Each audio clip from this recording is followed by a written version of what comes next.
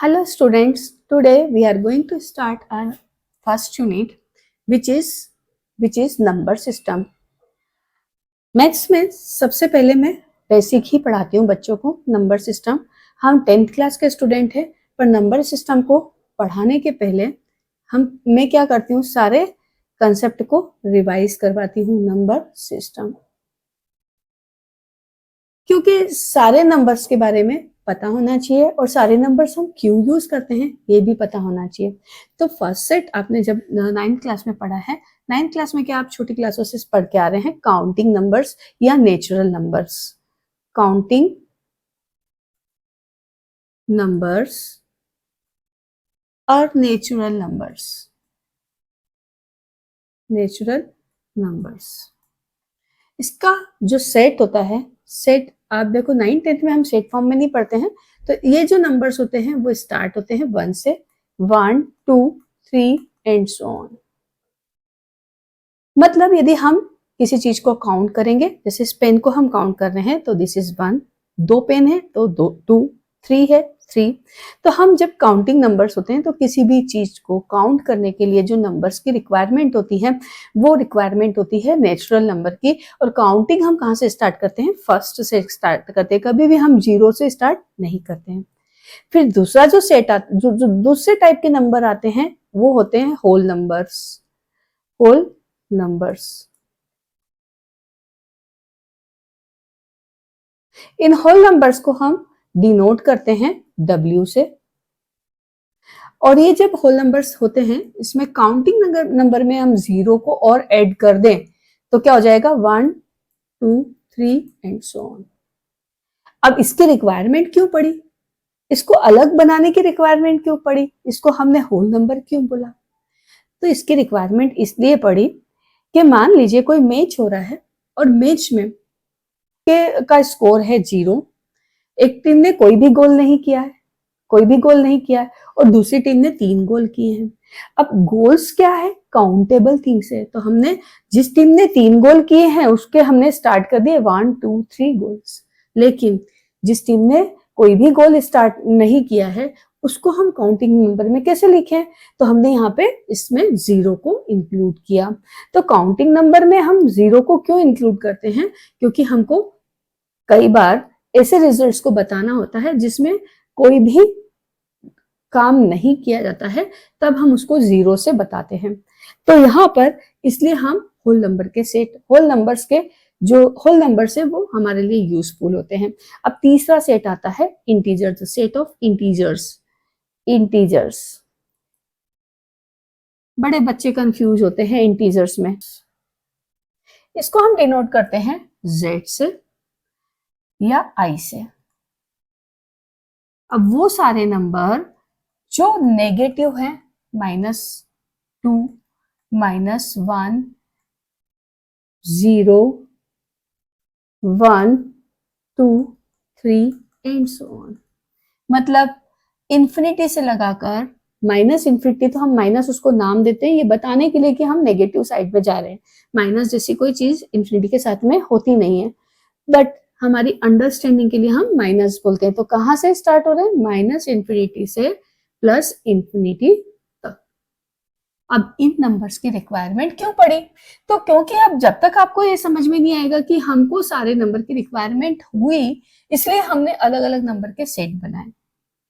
तो कब हुई, तो फ्रॉम वेरी बिगनिंग हमने क्या किया था, जब थर्मामीटर बनाया ऑब्जर्वेशन के बेस पे रखा तो कुछ लिक्विड्स ऐसे थे जो 0 से भी कम डिग्री सेंटीग्रेड पर क्या हो रहे थे, फ्रीज हो रहे थे. तो अब हमें क्या चाहिए, अब हमें उन नंबर्स को भी उन टेम्परेचर्स को भी क्या करना है, डिनोट करना है. हमने हमारी स्केल बना ली 0 से. 0 is the freezing point of water. तो जो लिक्विड 0 से कम टेम्परेचर पर फ्रीज हो रहे हैं उनका हम फ्रीजिंग पॉइंट कैसे बताएंगे, तो उसके लिए हमको जरूरत होगी नीचे की तरफ मूव करने की. मतलब हमने एक रेफरेंस पॉइंट बना लिया 0, रेफरेंस पॉइंट 0 से हम ऊपर की साइड जा रहे हैं. अब यदि मान लो कोई इससे कम मिला तो हम कैसे शो करें, तो हम उसको शो करते हैं -1 -2 -3 करके उसको शो करते हैं. ये सिर्फ जो माइनस साइन है ये डायरेक्शन बता रहा है आपके रेफरेंस पॉइंट से कि ये रेफरेंस पॉइंट था, इस पॉइंट पे हमने स्केल बनाया था, परंतु इस पॉइंट के हम पीछे जा रहे हैं क्योंकि यहाँ पे भी हमें कुछ मेजरमेंट्स मिल रहे हैं। तो जब हमें रेफरेंस पॉइंट के अपोजिट साइड में जाकर के काम करना होता है तो नेगेटिव नंबर की रिक्वायरमेंट होती है, और तो मतलब ये बताना होता है कि हम उस रेफरेंस पॉइंट से अपोजिट डायरेक्शन में जा रहे हैं, तो हम यहाँ पे नेगेटिव नंबर्स की को यूज करते हैं और उसी को हम बोलते हैं इंटीजर्स। बहुत अच्छे अच्छे कॉन्सेप्ट मैं आपको बताऊंगी, बेसिक कंसेप्ट जो आपको बहुत काम आएंगे, और आपकी अंडरस्टैंडिंग अच्छी होगी तो आप अच्छे से उन्हें यूज कर पाएंगे। तो मेरे ख्याल से आपको इंटीजर्स का सेट समझ में आ गया होगा। अब अगला सेट है, बहुत इंपॉर्टेंट है, rational numbers.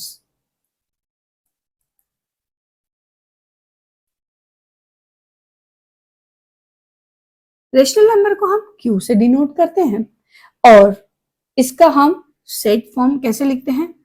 The number which can be denoted in the form of p by q such that, ये जो साइन है दो डॉट लगाए हैं इसको सच दैट पढ़ते हैं मैथ्स में, क्योंकि मैथ्स की लैंग्वेज भी आनी चाहिए। p the number which can be denoted in the form of p by q such that p q belongs to i। ये जो साइन है बिलोंग्स टू, मतलब p और q को हमने कहां से लिया है? इंटीजर से लिया है। ये p और q कौन से नंबर है? इंटीजर है। मतलब I बिलोंग टू इंदौर, में इंदौर में रहती हूँ, तो ये p और q कहाँ रहते हैं? I में रहते हैं। मतलब ये वो सारे नंबर हैं जो नेगेटिव है, जीरो है और पॉजिटिव है। तो यहाँ पे हमने p q belongs to I लिखा, और एक और कंडीशन हम लिखेंगे, q does not equals to zero and p and q are coprime, are coprime. This is the complete definition of rational number. वो सारे नंबर जो इन तीनों कंडीशन को फॉलो करते हैं उनको हम बोलते हैं रेशनल नंबर। अब हम थोड़े से नंबर्स को समझते हैं। p बाय q के फॉर्म में डिनोट करना, मतलब क्या कर रहे हैं हम? उसको डेसिमल फॉर्म में डिनोट कर रहे हैं। अब क्यों रिक्वायरमेंट पड़ी इसकी, क्यों जरूरत पड़ी हमको इन नंबर्स की? तो मान लीजिए मेरे पास में 2 किलो गेहूं है। यदि मुझे 2 किलो गेहूं में से आधे गेहूं किसी को देना है, तो हम काउंट तो नहीं कर सकते गेहूं को, तो हम क्या करेंगे? उसका मास लेंगे और उसको हाफ कर देंगे। उसको क्या कर देंगे? हाफ कर देंगे। अब मैंने तो 2 किलो को हाफ करेंगे तो 1 केजी आ जाएगा। तो आपका क्वेश्चन होगा कि मैम यहाँ पे रेशनल नंबर की कहाँ जरूरत पड़ गई?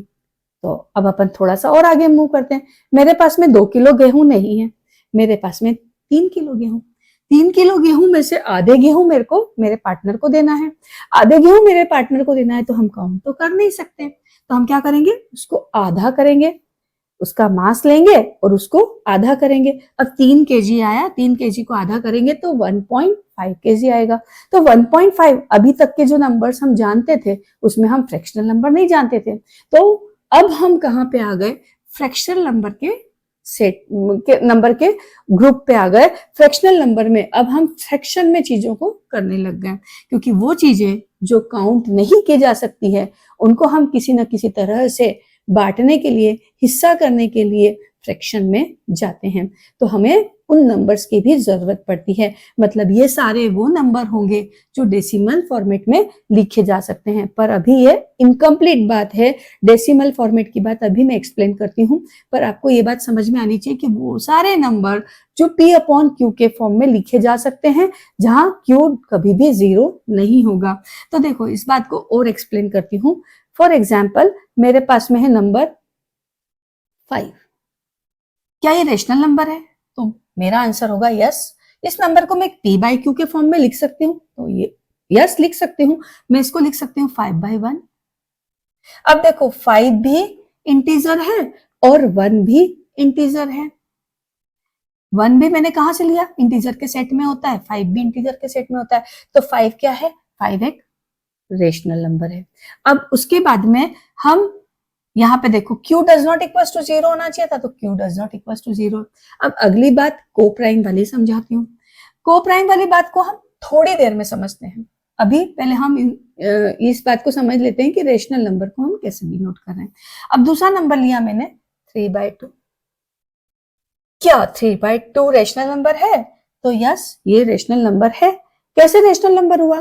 क्योंकि 3 और 2 दोनों कहां से लिए मैंने? I से लिए। दोनों कहां रहते हैं? दोनों कहां प्रेजेंट है? I के सेट में है। तो both are situated in the integers. Now यहां पर अगली बात है कि ये जो है डिनोमिनेटर 0 नहीं होना चाहिए, तो 2 कोई 0 के बराबर तो नहीं है, तो यहाँ पे हमारी कंडीशन सेटिस्फाई हुई। अब हम कोप्राइम की नंबर कंडीशन पे आएंगे। तो कोप्राइम नंबर्स क्या होते हैं, तो उसके पहले मैं आपको कुछ प्राइम नंबर और कंपोजिट नंबर एक्सप्लेन करती हूँ, फिर हम कोप्राइम पे आएंगे तो आपको अच्छे से समझ में आएगा। तो अब हम नेक्स्ट मूव करते हैं। अभी हमने नंबर के सेट को रोक दिया और बीच में मैं थोड़ा सा कंसेप्ट आपको समझाने लगी कोप्राइम को समझाने के लिए। तो पहली बात प्राइम नंबर पे चलते हैं। प्राइम नंबर क्या होते हैं? Prime numbers are those number which has exactly two factor the number itself and 1. तो प्राइम नंबर क्या है? Prime numbers are those number which has exactly two factors. First is number itself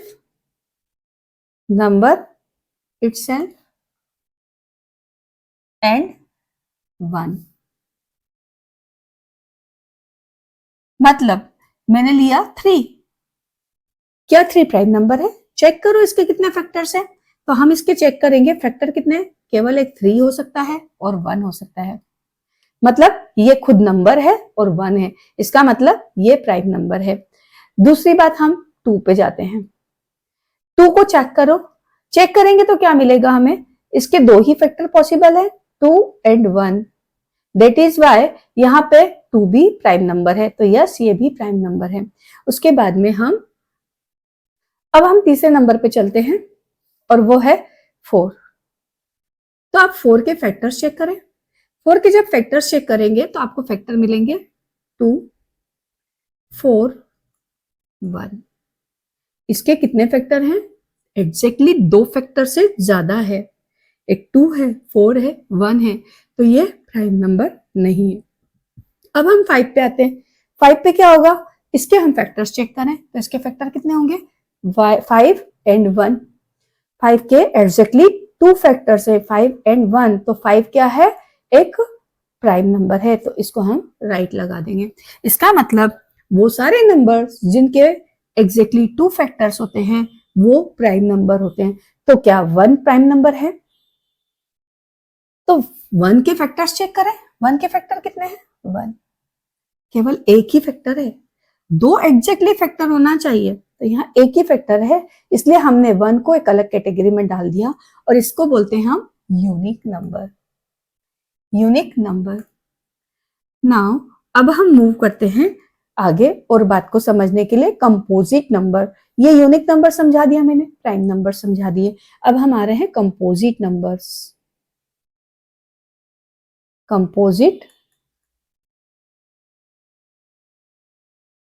तो what does mean by the composite number? The number which have more than 2 factors. जैसे मैंने यहाँ example लिया था 4 का, तो 4 क्या है? 4 के हम फैक्टर चेक करेंगे।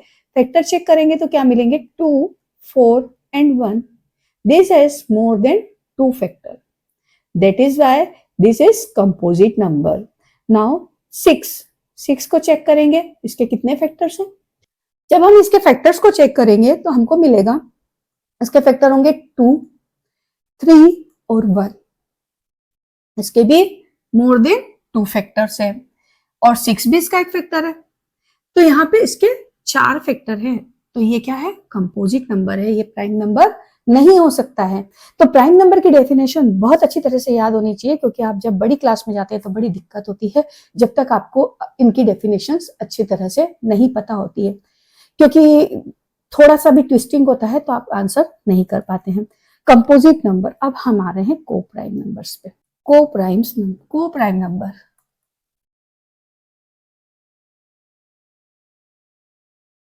अब देखो, 2 नंबर कोप्राइम नंबर, को मतलब 2 होता है एक दूसरे के साथ। तो जब कोई 2 नंबर मैंने लिए दो नंबर इस तरह से लिए, मान लो मैंने लिया 20 और 3, तो क्या करूंगी मैं, इसमें कॉमन फैक्टर निकालूंगी। इनके कॉमन फैक्टर क्या है, तो मैं क्या करूं, 20 को पहले फैक्टर बनाऊं। 20 के कितने फैक्टर्स हो सकते हैं, देखो 20 का फैक्टर हो सकता है 2, 1, 2, 5, 4, 10 और 20, यही फैक्टर्स हो सकते हैं। 3 के कितने फैक्टर्स हो सकते हैं, 3 के फैक्टर्स हो सकते हैं 3 एंड 1। अगर मैं इन दोनों में कॉमन फैक्टर निकालूं और वो common factor highest common factor यदि उसका 1 आए, दो नंबर्स का, तो they both are called as coprime number. समझ में आया? और एग्जाम्पल लेते हैं, और एग्जाम्पल लेते हैं। मैंने एग्जाम्पल लिया 15 एंड 3। क्या ये को प्राइम नंबर है? को प्राइम नंबर के लिए आपको देखना है हाईएस्ट कॉमन फैक्टर 1 होना चाहिए, हाईएस्ट कॉमन फैक्टर 1 होना चाहिए।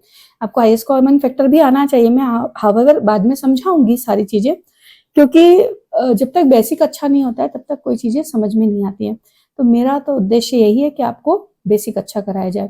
तो देखो 15 के फैक्टर्स करें, यदि आपको ऐसे फैक्टर करना नहीं आते हैं तो आप ऐसे भी फैक्टर्स कर सकते हैं। हम यदि 15 के फैक्टर निकाले तो क्या क्या हो सकते हैं, देखो 15 के प्राइम फैक्टर्स निकाल लेते हैं, फिर हम उसके दूसरे फैक्टर्स भी निकाल लेंगे। तो 15 का पहला 15 किससे डिवाइड होगा, 3 से, तो 3 5 जार 15, 5 1 जार 5 और 1 1 जार 1। तो आपके पास में 3 प्राइम फैक्टर तो इसके आ गए हैं, 1, 3 एंड 5।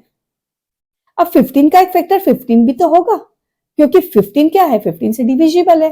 फैक्टर्स क्या होते हैं, factors are those number which can divide any number, ठीक है, उस नंबर को डिवाइड कर सकते हैं। तो ये क्या, 15 को डिवाइड कर देगा, तो ये इसका फैक्टर है। अब यहाँ पे और कोई फैक्टर इसके पॉसिबल नहीं है, 4 फैक्टर हैं इसके। अब 3 के फैक्टर कितने होंगे, 3 के फैक्टर होंगे 3 और 1। इन दोनों में कॉमन फैक्टर कौन सा है, कॉमन फैक्टर निकालो। कॉमन फैक्टर है 1 और 3, कॉमन फैक्टर है 1 और 3। तो इसका जो हाईएस्ट कॉमन फैक्टर है, हाईएस्ट 1 और 3 में हाईएस्ट कॉमन फैक्टर कौन सा है, हाईएस्ट कॉमन फैक्टर है 3।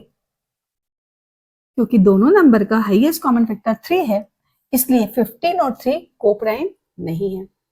और एग्जाम्पल लेते हैं, क्योंकि जब तक एग्जाम्पल की अधिकता ना हो तब तक समझ में नहीं आता है। तो और एग्जाम्पल लेते हैं, एक लास्ट एग्जाम्पल लेते हैं, एंड वो मैंने लिया है 41 एंड 41 एंड 2 छोड़ो, 41 एंड 4 लेते हैं। एक चीज और सिखानी है, मैंने लिया एग्जाम्पल 41 एंड 4। क्या 41 एंड 4 को प्राइम नंबर है? तो को प्राइम नंबर की कंडीशन क्या होती है, को प्राइम नंबर की कंडीशन होती है, देखो 41 के फैक्टर्स बनाएंगे, 41 एक प्राइम नंबर है जिसके दो ही फैक्टर होते हैं, 41 एंड 1। अब हम क्या करें, 2 के फैक्टर्स 4 के फैक्टर्स बनाते हैं। तो 4 का पहला फैक्टर होगा 1, दूसरा फैक्टर होगा 2 और तीसरा फैक्टर होगा 4। फैक्टर्स क्या होते हैं, factors are those number which exactly divide the other number. तो जो नंबर दूसरे नंबर को डिवाइड करता है वो उसका एग्जैक्टली फैक्टर कहलाता है। तो यहाँ पर इन दोनों का हाईएस्ट कॉमन फैक्टर निकालेंगे। हाईएस्ट कॉमन फैक्टर निकाला तो कितना आया, देखो इसमें हाईएस्ट कॉमन फैक्टर है 1 कॉमन है, इसका हाईएस्ट कॉमन फैक्टर है 1। इसका मतलब 41 एंड 4, 41 एंड 4 को प्राइम है, 41 एंड 4 को प्राइम। तो इस तरह से आप को प्राइम नंबर देख सकते हैं। अब को प्राइम नंबर होने के लिए जरूरी नहीं है कि वो नंबर कंपोजिट नहीं होगा, ऐसा जरूरी नहीं है। देखो यहाँ पे 20 के कितने फैक्टर है, 1 2 5 4 10 20 20 के मोर देन 2 फैक्टर है। 20 अपने आप में कंपोजिट नंबर है, बट 20 और 3 की बात कर रहे हैं, 20 और 3 के कॉम्बिनेशन की, कि एक दूसरे के साथ में ये को प्राइम है। को प्राइम क्यों है, क्योंकि इनका common factor, highest common factor 1 है। इसीलिए इसी तरह से यहाँ पे देखो 4 कंपोजिट नंबर है और 41 प्राइम नंबर है, बट ये दोनों को प्राइम भी है। क्यों को प्राइम है? क्योंकि इन दोनों का जो कॉमन फैक्टर है, हाईएस्ट कॉमन फैक्टर है, वो क्या है? सिर्फ और सिर्फ 1 है। तो आपको ये चेक करना है को प्राइम के लिए कि क्या नंबर के हाईएस्ट कॉमन फैक्टर 1 है या और कोई नंबर है। यदि 1 है तो वो को प्राइम है, और यदि नहीं 1 है तो वो को प्राइम नहीं है। अब क्या दोनों नंबर को को प्राइम में चेंज किया जा सकता है? तो हमें आंसर है यस, किया जा सकता है।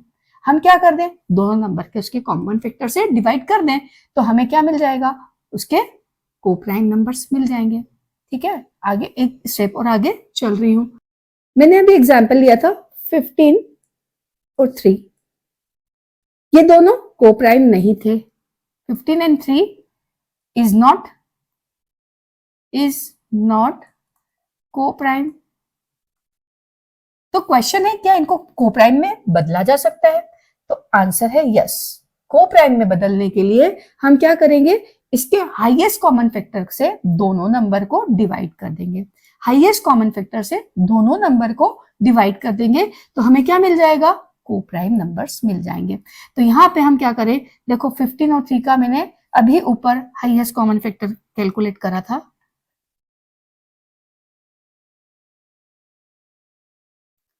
वो था 3। तो हम क्या करें? 3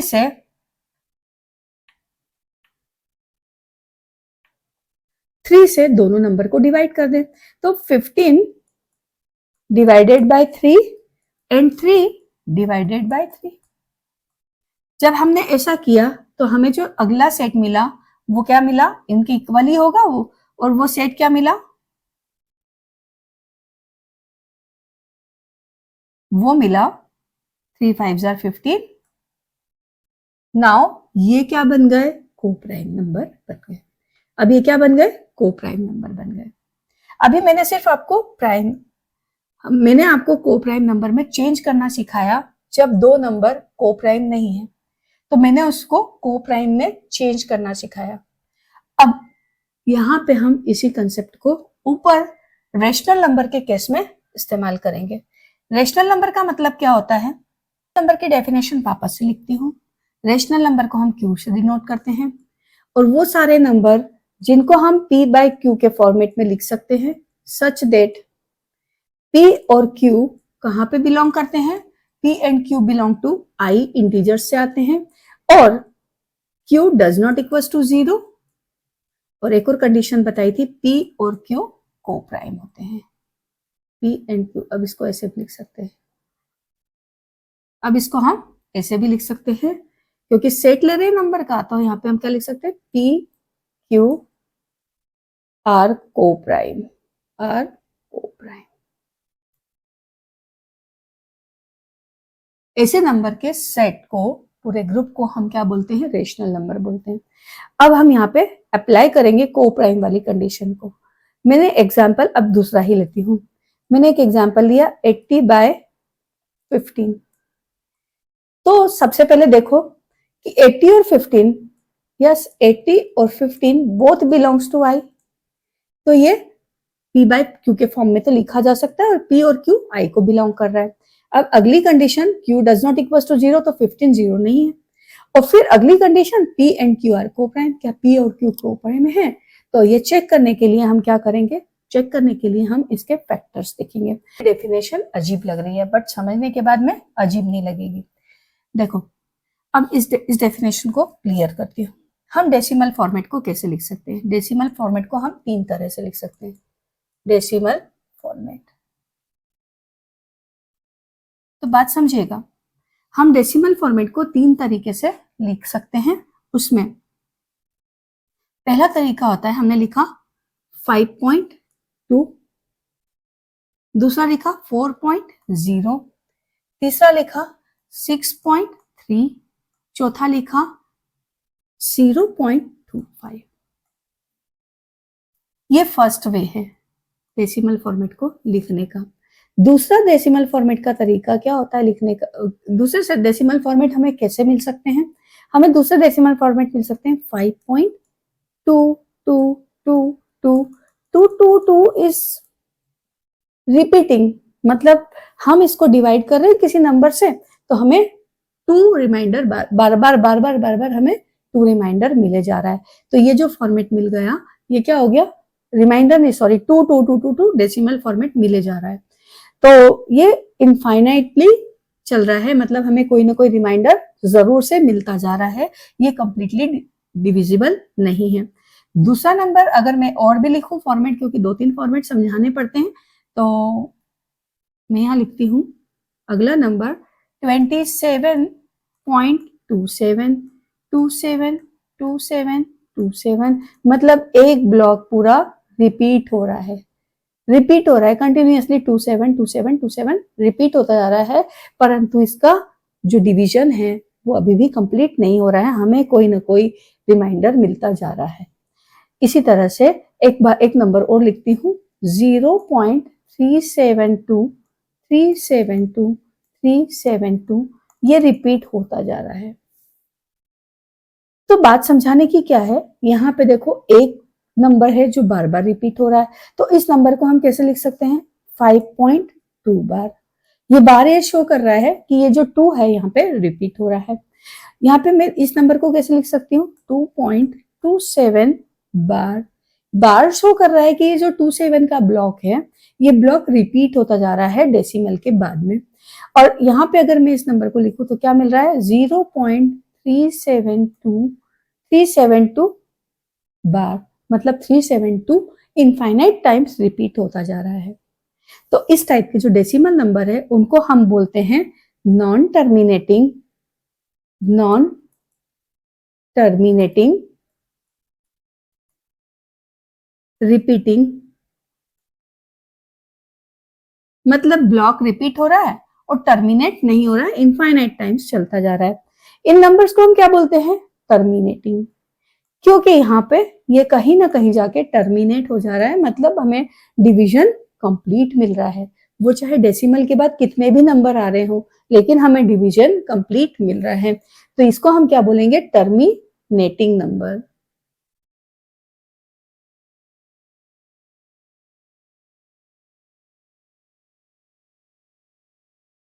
अब अगला जो पॉइंट है थर्ड नंबर को हम कैसे लिख सकते हैं,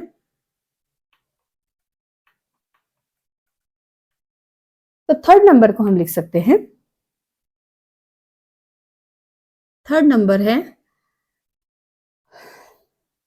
मैं कैसा नंबर ले रही हूँ 1.10101000100010000 ये चलता जा रहा है इनफाइनाइट टाइम्स तक। दूसरा एग्जांपल में लेती हूँ 3.45670896732105 मतलब मैं डिवीजन करती जा रही हूँ और मुझे इनफाइनाइट टाइम्स तक इसकी वैल्यूज मिलती जा रही है, मतलब ना तो ये टर्मिनेट हो रहा है और ना ही कोई ब्लॉक रिपीट हो रहा है यहाँ पे। तो इस नंबर को, इस डेसिमल फॉर्मेट को हम बोलेंगे नॉन टर्मिनेटिंग नॉन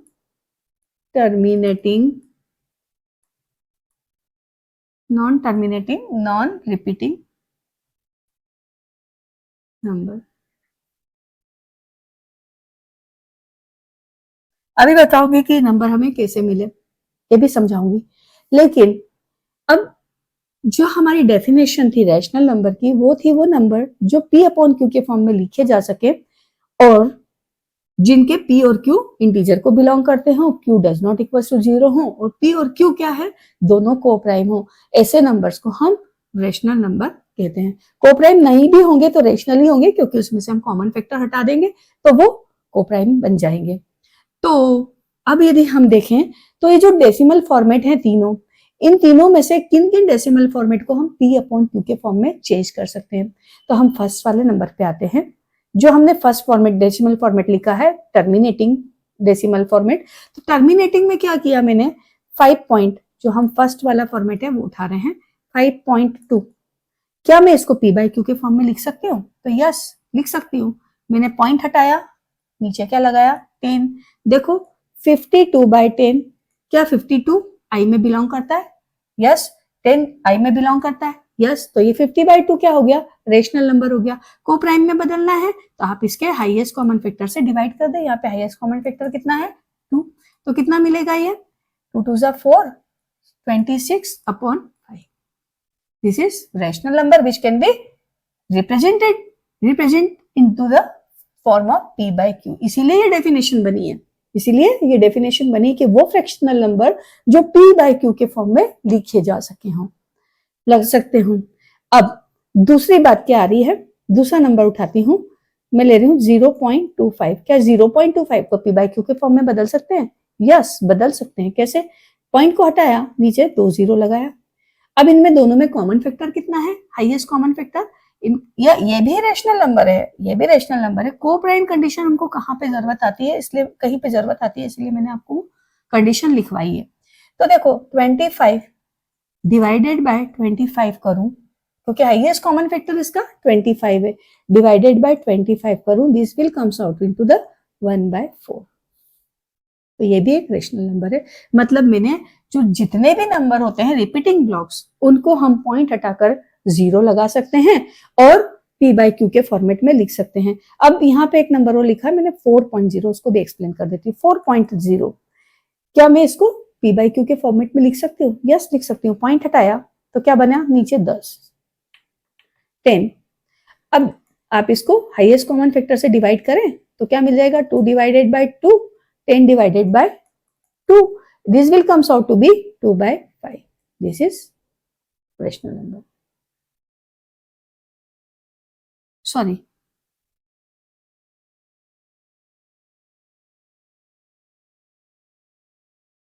क्या हम इसको रेशनल नंबर में चेंज कर सकते हैं? तो क्यों नहीं कर सकते। 4 के आगे पॉइंट हटाया, नीचे लगाया 10, क्या मिला हमें, 40/10। This is rational number. Yes, rational number p/q के फॉर्म में लिखे जा सकता है। p 40 p में आता है, 40 i में आता है और 10 भी i में आता है। तो फिर इसके कॉमन फैक्टर से डिवाइड करेंगे तो क्या होगा, 40 डिवाइडेड बाय 10 और 10 डिवाइडेड बाय 10, तो ये नंबर बन गया 4/1। 4 भी कहाँ बिलोंग करता है, 4 and 1 both belongs to i, that is why this number is also integer, rational number, sorry, 4/1 is also rational number। अब सेकेंड वाले पार्ट पे चलते हैं, बस इसके बाद में मैं फिनिश करूंगी रियल नंबर तक आके, क्योंकि बेसिक कंसेप्ट तो और है पढ़ाने को, तो मैं नेक्स्ट लेक्चर में कंप्लीट करूंगी, हम पार्ट 2 में आ जाएंगे। तो सेकंड पार्ट में आते हैं। एग्जाम्पल मैंने कौन सा लिया था ऊपर, 5.222 एंड सो ऑन। इसको मैं मान लू x, तो क्या मैं इसको p/q के फॉर्म में लिख सकती हूँ? क्योंकि मुझे यहाँ पे कुछ प्रोसेस करनी पड़ेगी p/q के फॉर्मेट में चेंज करने के लिए, इसलिए मैंने इसको x मान लिया। क्या करूं मैं इसको मैं 10 से मल्टीप्लाई कर देती हूँ। 10 से मैंने मल्टीप्लाई किया तो मुझे क्या मिला, 10x। 10x क्या हो जाएगा, 52.2222 एंड सो ऑन। ये भी इनफाइनाइट टाइम्स चल रहा है, ये भी इनफाइनाइट टाइम्स चल रहा है।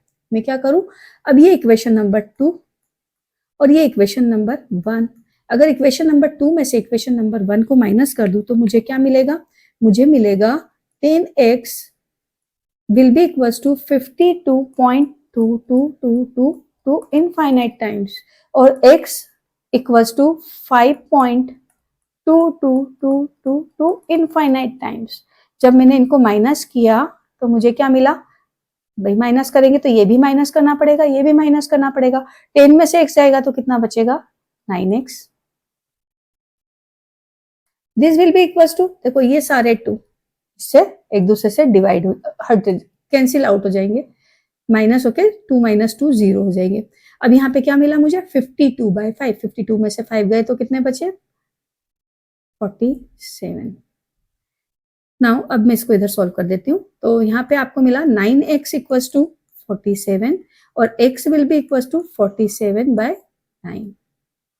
देखो दोनों को प्राइम नंबर है, क्योंकि ये प्राइम नंबर है और ये 9 प्राइम नंबर नहीं है, पर दोनों को प्राइम नंबर है और ये रेशनल नंबर है। 47 और 9 बोथ बिलोंग्स टू i। तो इस तरह से आपने एक वो नंबर जिनका डेसिमल फॉर्मेट कैसा था, नॉन टर्मिनेटिंग, रेकरिंग या रिपीटिंग ब्लॉक्स थे, उसको भी आपने p/q के फॉर्म में चेंज कर दिया। परंतु जो थर्ड वाला ब्लॉक है उसको आप P बाय Q के फॉर्मेट में कभी नहीं चेंज कर सकते हैं। इसीलिए जो बुक्स में डेफिनेशन लिखी हुई है वो ये लिखी हुई है कि वो नंबर जिनको P बाय Q के फॉर्मेट में नहीं लिखा जा सकता वो सारे नंबर इरेशनल नंबर होते हैं। क्योंकि होल नंबर्स को भी हम P बाय Q के फॉर्म में लिख सकते हैं, तो हम केवल इतनी सी डेफिनेशन देकर भी इरेशनल नंबर को समझा सकते हैं कि वो नंबर जो P बाय Q के फॉर्म में नहीं लिखे जा सकते वो सारे के सारे नंबर इरेशनल नंबर्स होते हैं। P बाय Q के फॉर्मेट में वही नंबर नहीं लिखे जाएंगे जो फ्रैक्शनल होंगे। अब मैंने आपको बोला था कि मैं आपको बताऊंगी कि ये नंबर कहाँ से मिले, ठीक है? तो मेरे को क्योंकि चीजों को अंडरस्टैंड करने के लिए फील करना बहुत जरूरी होता है। तो देखो, जब पाइथागोरन थ्योरम पे काम कर रहे थे तब उन्हें कुछ ऐसे नंबर्स मिले, देखो पाइथागोरस थ्योरम थोड़ा समझाना पड़ेगा यहाँ पे। देखो हम यहाँ पे क्या बना रहे हैं, राइट ट्राइंगल बना रहे हैं। ये एक राइट ट्राइंगल है, अगर मैं इसको देखूं तो एक राइट ट्राइंगल है। इस राइट ट्राइंगल में आपको पता है अगर मैंने ये एक्यूट एंगल को कंसीडर किया है तो ये क्या होगा, इसका परपेंडिकुलर, इसका बेस और इसका हाइपोटेन्यूज। और आप पाइथागोरस थ्योरम बहुत अच्छी तरह से जानते हो, हाइपोटेन्यूज का square will be equals to perpendicular square plus base square. अब जब पाइथागोरस काम कर रहे थे तो उन्होंने क्या लिया, इसकी लेंथ ली 1, इसकी भी लेंथ ली 1, मतलब उन्होंने 1 बाय 1 का स्क्वायर लिया। तो 1 बाय 1 का स्क्वायर लिया और उससे उन्होंने राइट ट्राइंगल बनाया। तो क्या मिला उनको मिला हाइपोटेनस मतलब इसका डायगोनल। इसका डायगोनल मिला कितना, 1 स्क्वायर प्लस 1 स्क्वायर, और एच स्क्वायर की वैल्यू मिली इनको 2। और जब इनको 2 मिला तो अब भाई इसकी हमें वैल्यू निकालनी पड़ेगी एच की, हाइट की। तो हम क्या करेंगे, दोनों का स्क्वायर रूट लेंगे। तो ये मिला एच और ये मिला √2, मतलब √2 मतलब 2 की पावर 1/2। हमने स्क्वायर रूट लेना है, मतलब क्या करना है, दोनों की पावर को 1/2 लगाना है। तब उन्होंने जब √2 की वैल्यू को फाइंड आउट किया तो ये जो वैल्यू थी इसके जो डेसिमल नंबर्स थे, डेसिमल्स के बाद में जो ये रिपीट हो ही जा रहा था, कहीं पे भी टर्मिनेट नहीं हो रहा था। तो उन्होंने सोचा कि ये तो कुछ अलग टाइप के नंबर है। तो इस नंबर को उन्होंने बहुत कोशिश की कि हम P बाय Q के फॉर्मेट में लिख सकते हैं या नहीं लिख सकते हैं। तभी हमने डिस्टिंग्विश किया कि वो डेसिमल फॉर्मेट जो P बाय Q के फॉर्म में लिखे जा सकते हैं उनको हम रेशनल बोलते हैं, और वो डेसिमल फॉर्मेट जो P बाय Q के फॉर्मेट में नहीं लिखे जा सकते उनको हम क्या बोलते हैं, इरेशनल बोलते हैं। अब जो अगला सेट है वो है रियल नंबर का, और हम उसी पे काम करते हैं, मैथ्स में हम उसी पे काम करते हैं ज्यादातर। तो ये होगा रियल नंबर का सेट, बहुत इंपॉर्टेंट है। रियल नंबर के सेट में कौन कौन होंगे, वो सारे नंबर जो रेशनल है और जो क्या है, इरेशनल है। QC से हम शो करते हैं इरेशनल नंबर। तो वो सारा सेट जो कि Q और QC से मिलकर के बना है, मतलब सारे टाइप के नंबर को हम क्या बोलते हैं, हम बोलते हैं रियल नंबर। बच्चे बात बहुत सारी बतानी है, लेकिन अब मैं नेक्स्ट लेक्चर में कंप्लीट करूंगी अपने इस बात को। बस मैंने अभी आपको ये बता दिया कि रियल नंबर्स वो सारे नंबर्स होते हैं जो रेशनल और इरेशनल नंबर से मिलकर बने होते हैं। अब रियल नंबर यदि है तो वो रियल नंबर लाइन पर शो होना चाहिए। तो डेसिमल फॉर्मेट को तो आप लिख देंगे, ठीक है। जो ब्लॉक रिपीट हो रहे हैं उनको भी कैसे ड्रॉ करेंगे, और जो ब्लॉक रिपीट नहीं हो रहे हैं उन नंबर्स को हम कैसे ड्रॉ करेंगे, ये सीखने वाली बात होगी। रेशनल नंबर को हम या रियल नंबर को, अगर कोई नंबर रियल नंबर के सेट में आता है तो वो रियल नंबर लाइन पर पॉइंट किया जा सकता है, उसका पॉइंट रियल नंबर लाइन पर प्रेजेंट होता है और उसको हम ड्रॉ कर सकते हैं। तो ये बात अब हम अगले लेक्चर में पढ़ेंगे। अभी इन नंबर्स के बारे में भी थोड़ी और बातें बतानी है, तो वो भी हम नेक्स्ट लेक्चर में करेंगे, क्योंकि लेक्चर बहुत बड़ा हो रहा है और अगर लेंथ ज्यादा हो जाएगी तो आपको मजा नहीं आएगा। तो अब हम नेक्स्ट लेक्चर में मिलते हैं, तब तक के लिए bye bye. Thank you for coming to the Singhania education. This is my first lecture of mathematics. अगर आपको पसंद आए तो आप इसको लाइक करें, सब्सक्राइब करें और शेयर करें। Thank you.